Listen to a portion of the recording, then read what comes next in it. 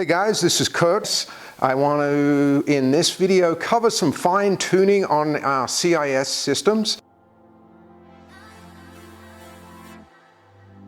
If you've been watching our other CIS diagnostics and restoration videos, you've seen us on our test stand and working through getting an engine up and running, doing fuel pressures. What I want to cover today is what happens if you've got your fuel pressures exactly where they're supposed to be, but the car still isn't driving the way it should be. I also want to talk a little bit about running an engine when it is not under load. And this is what we have right here on our test stand. So in this video, I'm going to concentrate more on the vacuum system that the CIS system uses. We've already gone through about setting fuel mixtures, making sure they're correct, making sure ignition timing is correct. Those things have to be set first, but the way the vacuum system is laid out in the car is integral to the way that the car is going to perform.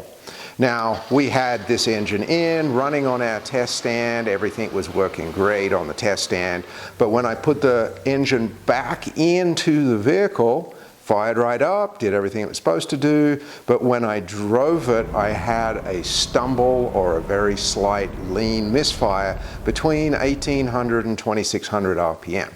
So I had to revisit what I had done there, and understanding what the vacuum does and how it does it helps you diagnose problems like this. So this one is a vacuum layout that's used on the 78, 79, 911 SCs. And there's a couple of different ones. There's 79 there. Then in 80 for US spec cars, it changes considerably. This is because they went to a KE Jetronic, which means they used an electronic fuel control in the version of a lambda valve. That's what they used to control acceleration enrichment and fine tuning. But on our 2.7, originally me not thinking, just put it all together like, oh yeah, this is like an SC, plugged it all in, ran it on the test stand, still had some vacuum signals kind of sort of in the right place, but definitely not when driving. So the throttle bodies have a number of different connections on them that are used in different ways, and they supply different amounts of vacuum at different times.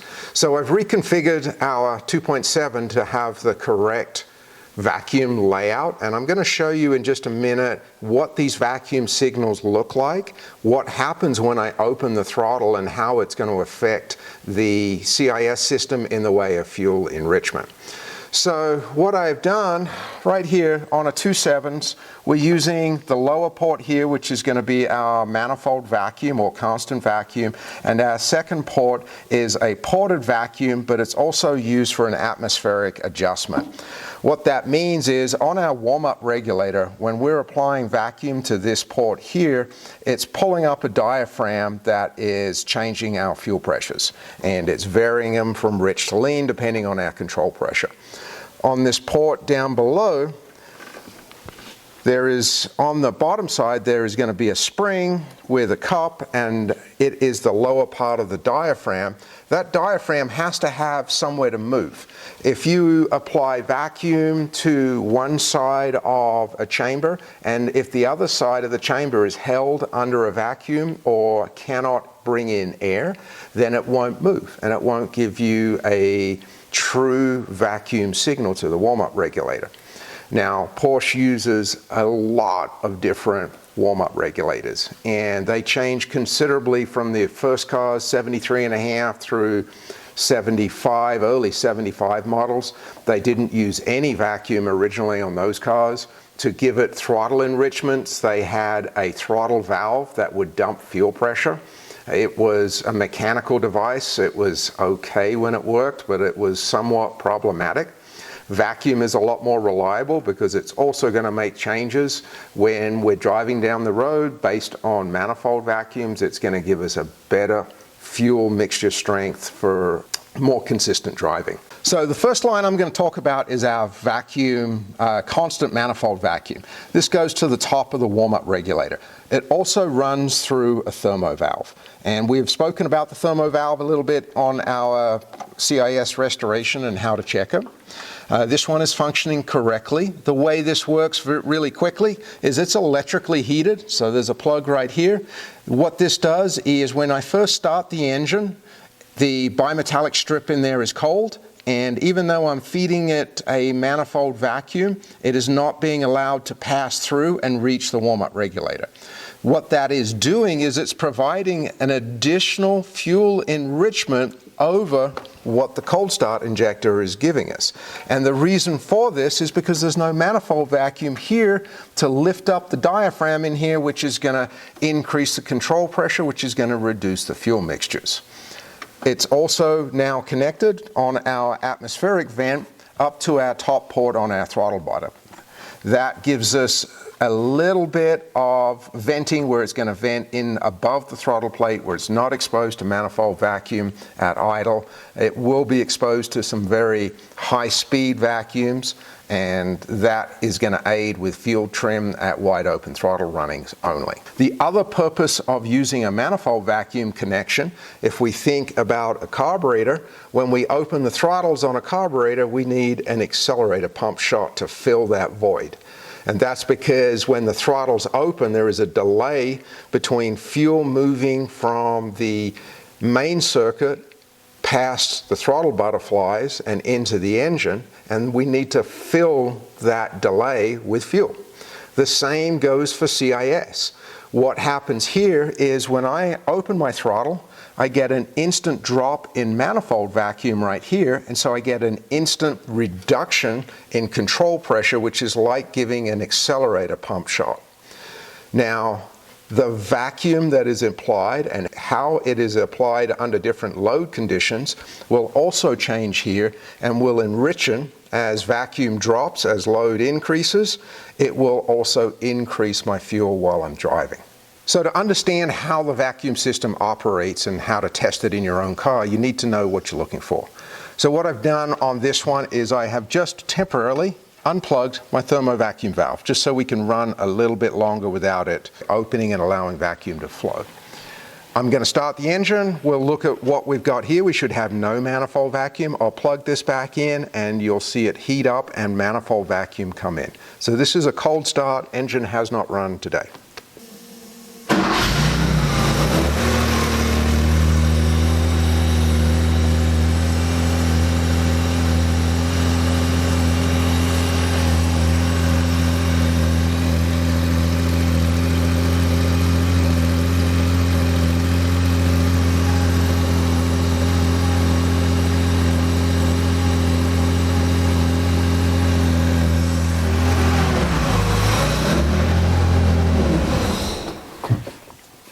All right, so we could see a pretty immediate change with that. Plugged it in, car ran for maybe 15 seconds, so it's not very long.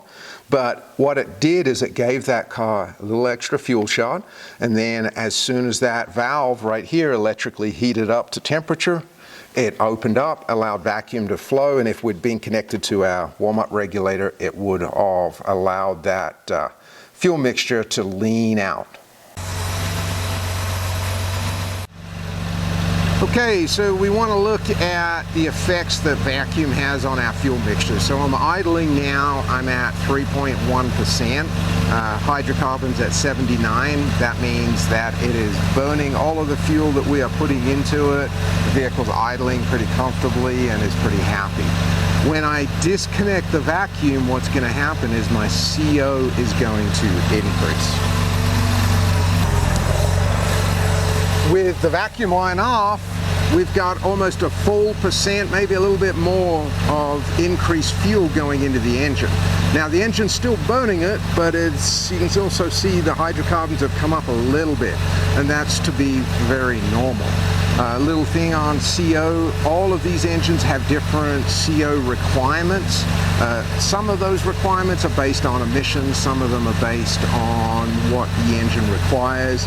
The 75, 76 911s want to be between 2 to 4% is the normal range.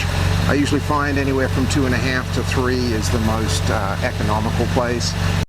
So now we know the effect that removing the vacuum has on the warm-up regulator. You can see on the gas analyzer, we see that jump from 3.1% to 4.2, 4.3%. Now in the car, let's take a look at how it's going to be affected from driving.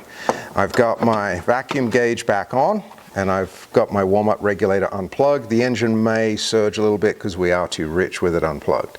And I just want to show you what's going to happen when I pop the throttle and vary my throttle. What we're looking for is the changes in the vacuum.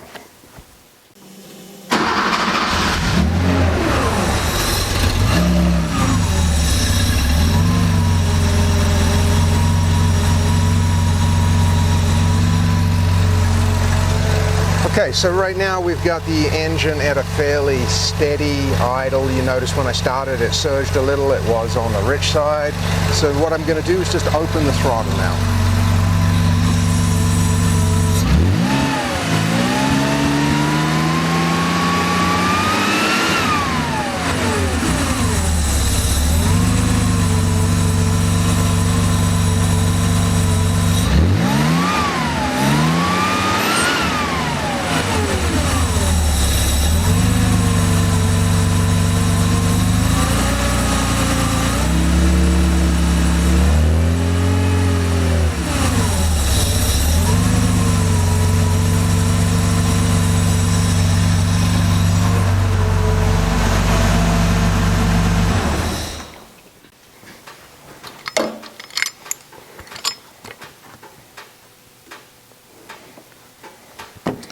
Now, what we were seeing there was when I depressed my throttle to show that I was accelerating, we could see that my manifold vacuum just instantly dropped away. And that's because our high manifold vacuum that was directly under the port, which is right beneath the throttle plate when the throttle plate is closed, all of that immediately went away. The other thing that you could see on the gauge when I let off the gas or let off the throttle was manifold vacuum went higher than it does when the engine's normally idling. That's because the engine speed is trying to slow down. It's at a higher RPM for the throttle opening when it snaps closed. That also helps lean out that warm-up regulator even more so we're not over-fueling as we decelerate. So those are very important functions. Now, we have a lot of other ports on the back of our throttle butterfly. So not all of the constant manifold vacuum ports will work the same. So I want to take our decel valve, for example. Let me go ahead and unplug that and plug in right here. So this port is connected well below the throttle in constant manifold vacuum, but it is also on a different side of the throttle plate, and this is going to influence how it responds and how it changes. So I'm going to start the engine, we're going to look and see what kind of manifold vacuum we have, and I'm going to do the same thing. I'm going to open the throttle and see what kind of response we have. Also, I am going to give it just a light throttle, same as what I did with this one, and we can look at the differences in what manifold vacuum's doing.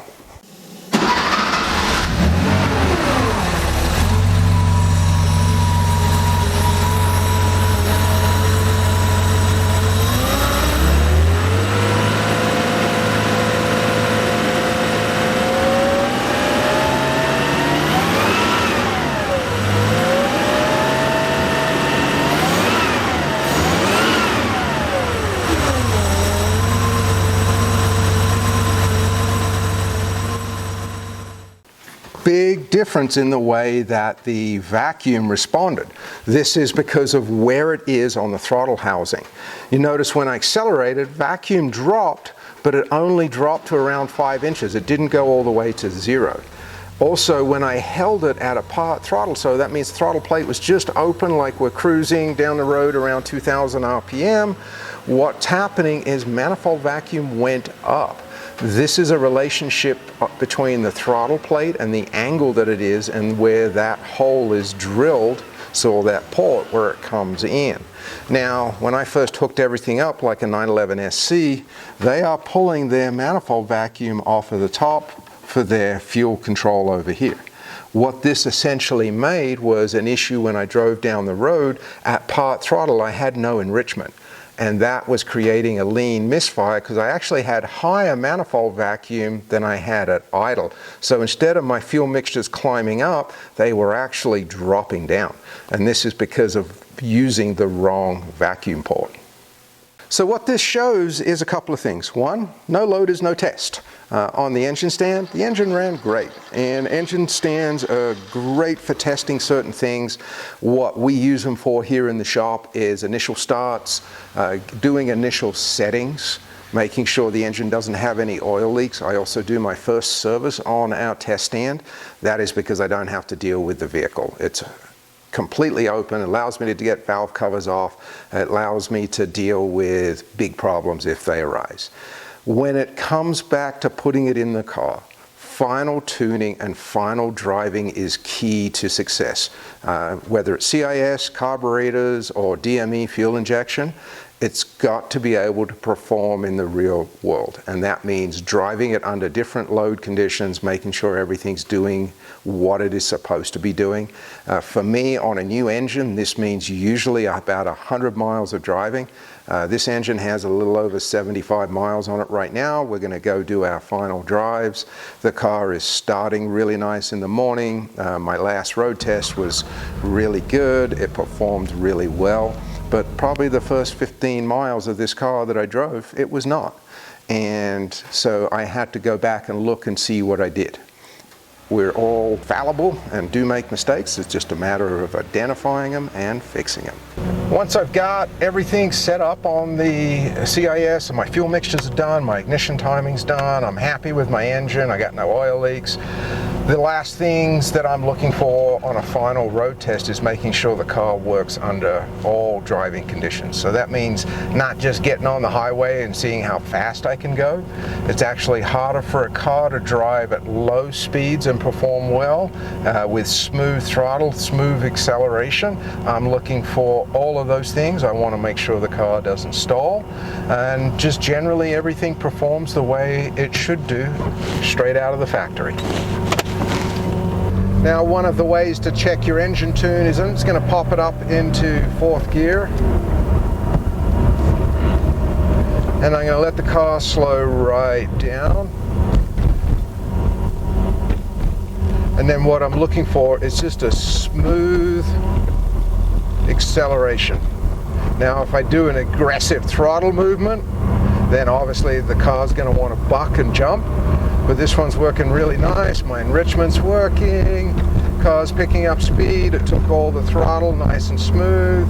No hesitation. So that's a good way to check your fuel system settings are correct, timing is correct, everything else is correct. So when I come to my first stop, I've been running on the highway for about 15 minutes. I want to make sure that I've got a nice, smooth, consistent idle that doesn't want to stall. Looks like we're running right around 950, maybe a hair high. We might drop that down when we get back to the shop.